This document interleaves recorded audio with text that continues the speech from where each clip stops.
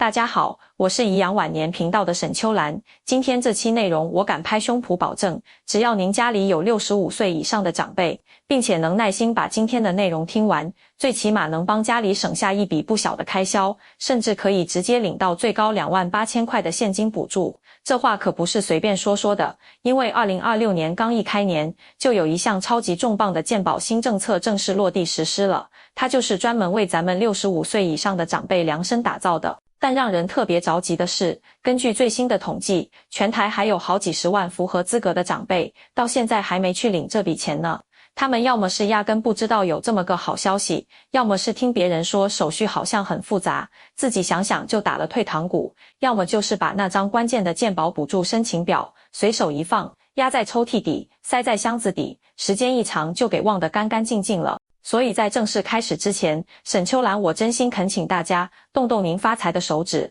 把这条内容赶紧转发给身边有需要的亲戚朋友，特别是那些家里有高龄长辈的，千万别让他们错过了这份实实在在的民生福利，这可是真金白银的补助啊！每一分钱都能实实在在的减轻长辈看病的负担，也能帮咱们做子女的缓解不少经济压力，你说对不对？首先呢，我得先跟大伙儿把这2026年的健保新制度到底是怎么回事，给它捋清楚。可能有朋友会纳闷了，健保补助不是一直都有吗？这次的新政策又能特别到哪里去呢？您问的没错，以往确实有一些针对长辈的健保福利，但这次2026年开年推出的新制度，那力度可是空前的，覆盖的人群更广了。最关键的是，申请手续还被大大简化了。这项政策是由卫福部牵头，联合了好几个相关部门一起推动的。它的核心目标就一个，尽全力减轻咱们高龄长辈的医疗费用负担，让更多的爷爷奶奶、外公外婆能够享受到更高质量、更有保障的医疗服务，真正实现老有所依、病有所养，让晚年过得更踏实、更安心。根据这个最新政策，这次的健保补助最高金额可以达到28000元新台币。而且它覆盖的人群面非常广，不仅仅是低收入家庭的长辈才有机会，只要符合一定条件的65岁以上长辈都有机会去申请。更贴心的是，这次政策把申请流程做了优化，砍掉了很多以前让人觉得麻烦的环节，还开通了多种多样的申请渠道。不管您是在线动动手指申请，还是去线下窗口办理，都比过去方便快捷多了。可以说，这次的新制度就是政府听到了咱们老百姓的声音，专门为了解决长辈们申请补助难、领取补助慢这个老问题而来的。接下来呢，就是大家最关心的第一个核心问题了，到底哪些长辈符合申请条件？是不是只要年纪满了65岁就能去申请呢？这里大家一定要听仔细了，下面给您掰开揉碎了讲。虽然年龄是核心条件之一，但它可不是唯一的条件。按照2026年新政策白纸黑字的规定，需要同时符合下面几个条件的老人家才能申请这份最高28000的健保补助。第一个条件，也是最基础的条件，年纪要满65岁以上，并且在台湾地区设有户籍，而且这个户籍时间要满1年。无论长辈投保的是公保、劳保、农保还是余保，只要年龄和涉及要求达标，都不会影响到申请资格。就算是依附在子女名下投保的，只要其他条件符合，一样可以申请。另外，还有一种情况，就是户籍在本地，但人长期住在外县市，甚至住在国外的长辈，只要涉及时间满1年，并且其他条件也符合，也同样具备申请的资格，这点请大家放心。第二个条件呢，是关于税务的，综合所得税率不能超过 5%， 这里包含了 5% 这个档位。这个是这次政策一个比较重要的门槛，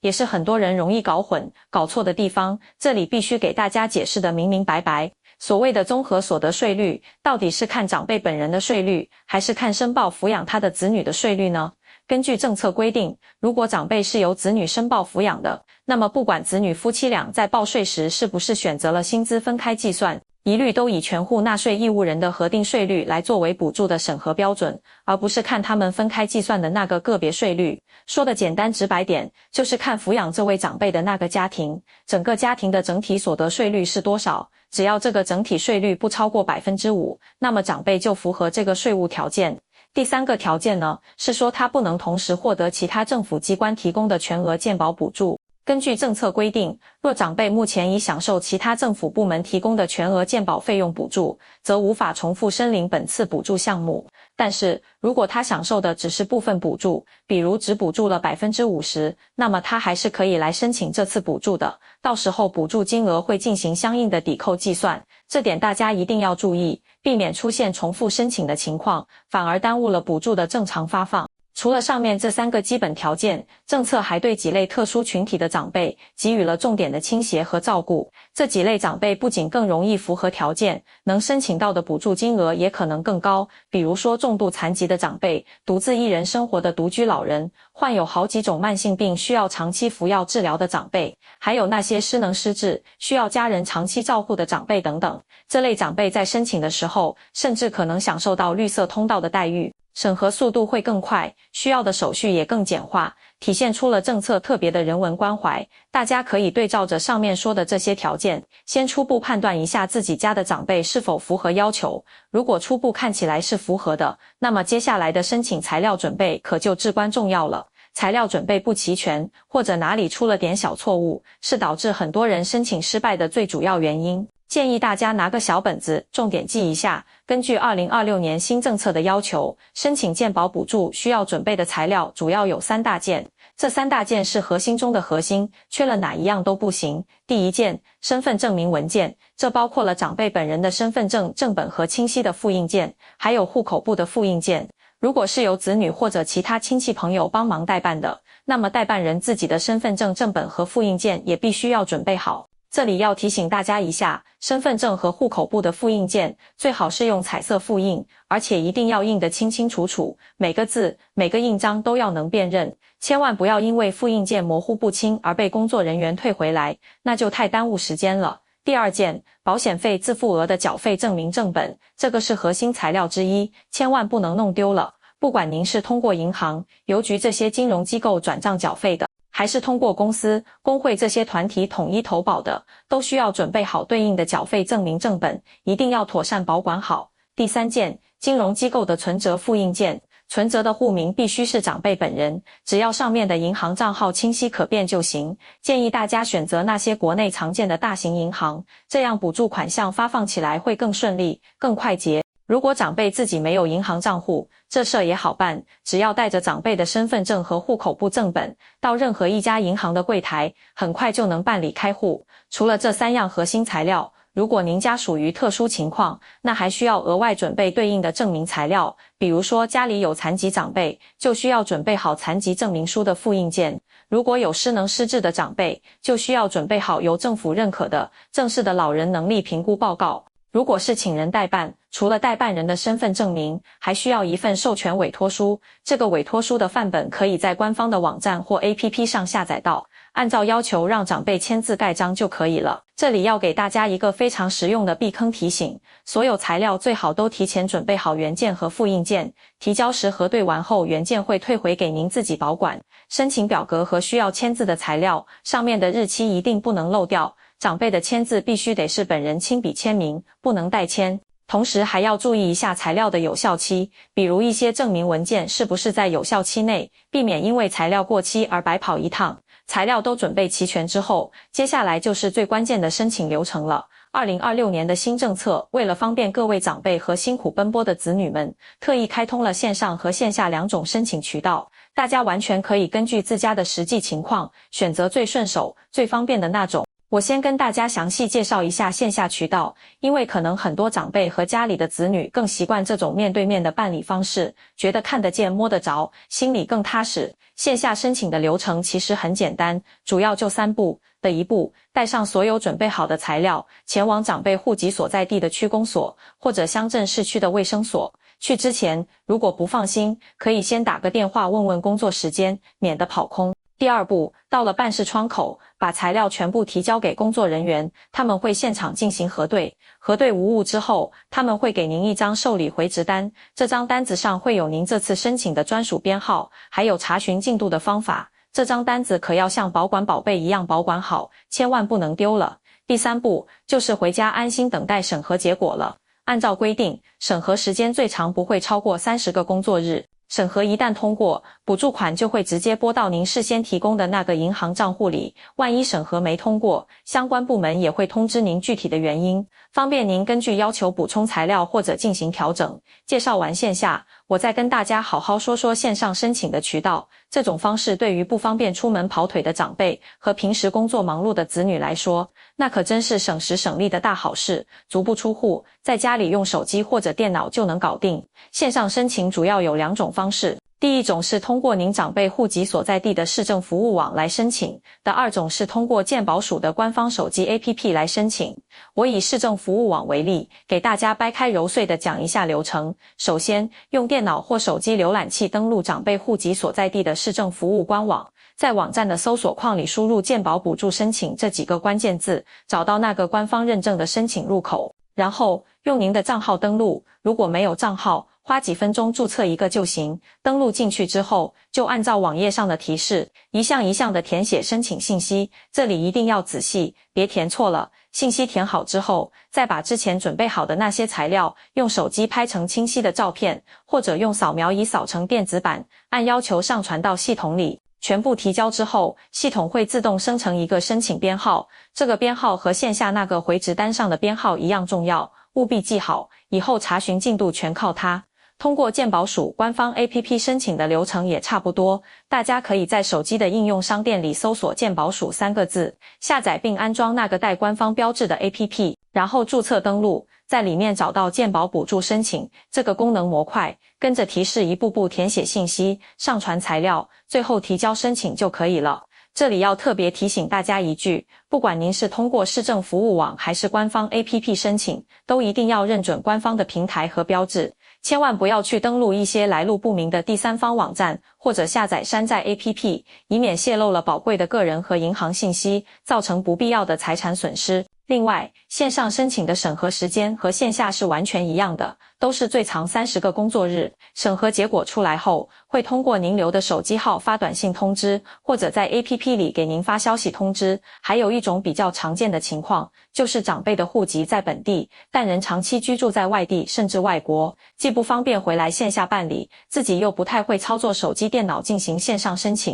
这种情况也不用着急，您可以委托在本地信任的亲友帮忙代办，流程和前面说的一样。或者您可以选择用挂号信的方式，把所有申请材料的清晰复印件邮寄到长辈户籍所在地的区公所或者健保署对应的分区业务组。记得一定要保管好邮寄的凭证单号，工作人员收到您的材料后，就会按照正常流程进行审核，并且会通知您结果。补助款具体是每个月发一次，还是每个季度发一次，这个要看各个地方的具体安排，一般不太一样，但通常都是在审核通过后的下个月或者下一个季度，就会汇入长辈的银行账户了。大家可以通过之前记下的那个申请编号，在官方的网站或 APP 上查询办理进度，也可以拨打咨询电话去询问。如果超过了30个工作日还没收到任何通知，那就要主动去查一查了，避免因为什么小疏漏而耽误了领取。接下来集中解答几个大家最关心、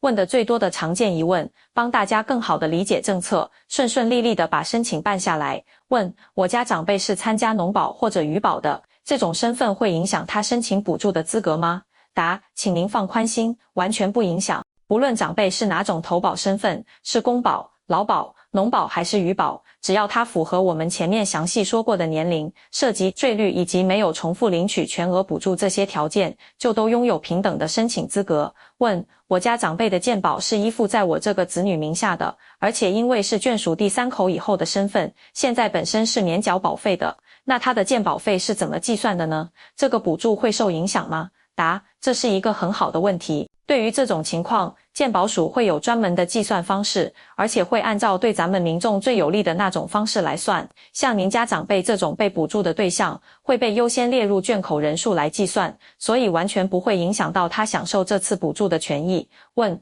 我家长辈其实符合资格，但往年的补助因为不知道而错过了，现在该怎么补申请或者申请退费呢？答：这种情况是可以补救的。您可以在今年这项政策正式开办之后，大概在8月底9月初那个时间段，带上长辈的相关证明材料，到他的户籍所在地的区公所去专门申请补发，经过工作人员审查，确认确实符合往年资格后，就会把该补发的补助款发给您。问：我家长辈户籍在本地，但人长期住在外县市，或者干脆住在国外，这样还能申请吗？答：当然可以申请，只要长辈符合涉及满1年、年龄达标以及税率条件这3个硬杠杠，他就可以通过委托本地亲友代办，或者用挂号信邮寄材料的方式来完成申请，完全不受居住地的影响。问：这个补助款是一次性全部发下来，还是每个月发一点呢？答：这个补助通常是按月或者按季度来发放的，具体是哪种方式，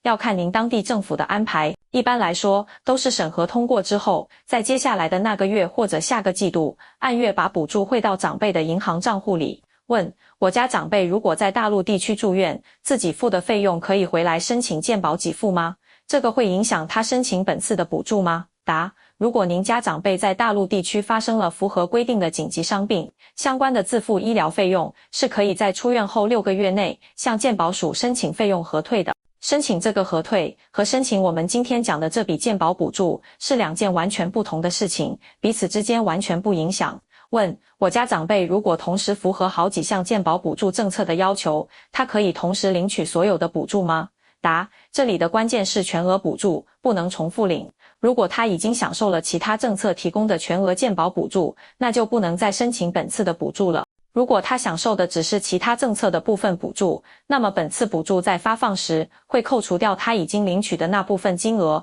把剩余的部分发给他。解答完这些常见疑问，我再把自己总结的几个特别实用的申请小技巧分享给大家，希望能帮大家提高申请的成功率，也节省下宝贵的时间。技巧1：提前打电话核对资格。在准备一大堆材料之前，不妨先花几分钟时间，拨打一下您当地区公所或者健保署的对外咨询电话，把长辈的基本情况，比如身份证号、出生年月等报给工作人员，请他们帮忙初步核对一下是否符合基本资格，这样可以避免材料准备了一大堆，最后却发现条件不符，白忙活一场。技巧2：材料务必齐全、清晰，一定要按照要求，把所有需要的材料都准备齐了，并且确保每一份复印件都清晰可辨。在正式提交之前，自己最好再对照着清单核对一遍，避免因为漏了某样材料或者哪张复印件太模糊而被退回，耽误整个流程。技巧3：巧妙错开申请高峰。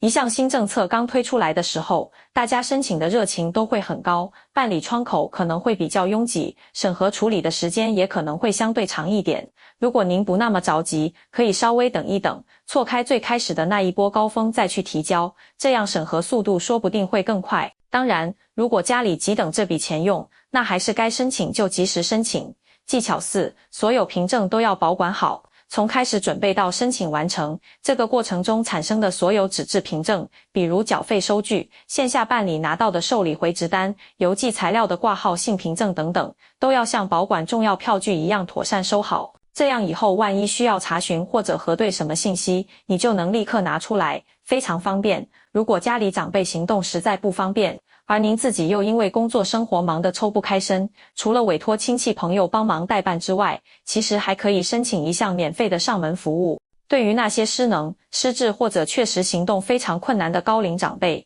您可以拨打当地的养老服务热线，或者直接打给区公所的咨询电话，把家里的特殊情况说明一下。工作人员在了解情况后，很可能会安排专人上门，协助您整理材料、填写表格，甚至直接在家门口完成材料的提交，真的是非常人性化。另外，还想特别提醒大家一点，这项2026年的健保新制补助政策，它是有明确时间限制的，并不是一个永久性的政策。根据文件规定，这项补助政策的正式实施时间是从2026年的1月1日开始，到2026年的12月31日截止。符合条件的长辈必须在这个时间段内提交申请，一旦错过了这个期限，就真的无法再申请了。所以大家心里一定要有个时间表，抓紧时间，尽快把材料准备起来，把申请提交上去，千万不要觉得反正时间还长而一直拖延，白白错过了这份本该属于自己的福利。说到这里，可能有些比较谨慎的朋友心里会犯嘀咕，你说的这么好，这政策到底是真的还是假的啊？该不会是新型诈骗吧？这里我可以非常明确地告诉大家，这项政策是卫福部联合相关部门正式推出的正规民生福利，所有信息都可以在健保署的官方网站、各地市政府的官方门户网站上查询和确认。同时我也要提醒大家，正规的政府补助申请是完全免费的，不会收取任何所谓的手续费、代办费。如果您接到不明来历的电话或短信，声称可以快速代办，但要收取费用，或者索要您的银行卡密码、验证码，那一定是诈骗。请千万不要相信，也不要向任何陌生人泄露个人和银行信息。如果遇到可疑情况，请立即拨打110报警。最后，沈秋兰想再跟屏幕前的您强调一遍，这项健保补助最高可达28000元新台币，对医疗开销较大的高龄长辈能减轻不小的经济压力。目前全台仍有数十万符合条件的长者尚未申请，往往只是因为不了解或怕麻烦而错过。所以，我再次恳请大家能动动手指，把这条内容转发到您的家庭群、朋友群，或者直接分享给您认为需要它的亲朋好友。您的一次转发，可能就能帮助一位辛苦了一辈子的老人家，顺顺利利地领到这笔补助，让他的晚年过得更宽裕、更舒心一些。咱们来总结一下今天所有的重点。2026年上路的健保新制，为65岁以上长者提供最高28000元补助，只要符合年龄、户籍与税率等条件，备妥身份证、缴费证明及存折复印件，即可通过线上或线下方式申请，流程已简化，并不麻烦。如遇任何问题，可随时联系户籍地区公所或健保署服务专线，工作人员将为您详细解答。好了，沈秋兰今天要跟大家分享的内容到这里就全部结束了。真心希望这期内容能实实在在地帮到您和您的家人，也希望所有符合条件的长辈们都能顺顺利利、平平安安地领到这份补助，安享一个幸福、安康的晚年生活。最后，感谢您的耐心收听和陪伴，咱们下次再见。